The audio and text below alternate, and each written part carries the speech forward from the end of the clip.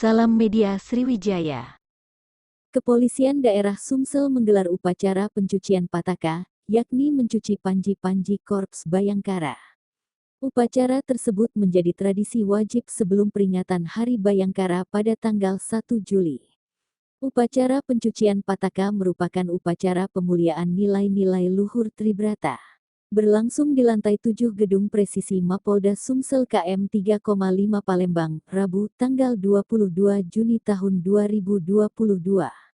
Upacara pencucian pataka dipimpin langsung Kapolda Sumsel Irjen Polisi Dr. Andes Tony Harmanto, MH dan diikuti Wakapolda Sumsel Brigjen Polisi Rudi Setiawan, SIK, SH, MH dan PJU Polda Sumsel. Kapolda Sumsel Irjen Polisi Dr. Andes Tony Harmanto, MH melalui Kabid Humas Polda Sumsel Kombes Polisi Dr. Andes Supriyadi, MM menjelaskan, pataka Polda Sumsel merupakan simbol Polda Sumsel dengan nama Atidira Wira Bakti. Atidira artinya percaya diri memimpin, berwibawa yang baik, dan sarana alat. Sedangkan Wira Bakti artinya sarana berbuat baik dalam kehidupan.